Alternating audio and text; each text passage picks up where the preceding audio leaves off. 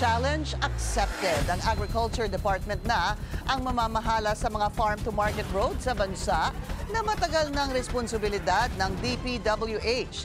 Matapos siyang matuklasan sa Senado ang umano'y overpricing sa mga proyekto. Ang detalye sa agenda report ni Joan Manalo. Handa raw harapin ng Department of Agriculture ang hamon na pamunuan ang pamamahala sa farm-to-market roads o FMRs. Ito ay matapos binunyag sa Senate hearing ng kanilang proposed 2026 budget ang mga umano'y overpriced FMRs sa bansa na nasa pamamahala ng DPWH. The Senate has drawn the line, take on the task or lose the budget. So, after consultation with the DA family, we rise to meet the moment. Ani DA Secretary Francisco Chu Laurel, panahon na raw para tugunan ang mga usapin ng korupsyon, lalo na sa mga proyektong pang-infrastruktura.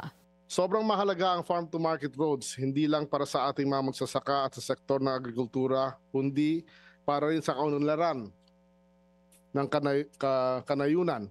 We have actually flagged these and we consider this as ghost or semi-ghost projects as we have earlier reported. Pero hindi raw haharapin ng ahensya ang hamon ng mag-isa. This mandate is too large, too critical, and too prone to misuse to be entrusted to a single agency.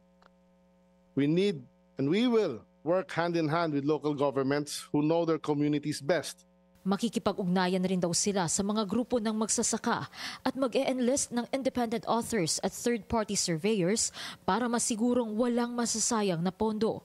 If we're going to build roads, they must lead to farms, not fraud. Nasa 10.3 billion pesos umano ang naitalang patong sa FMRs mula 2023 hanggang 2024. Kaya para kay Senate Finance Committee Chair Win Gatchalian, hindi raw imposible na maulit pa ito kung walang magbabago sa pamamahala ng FMRs.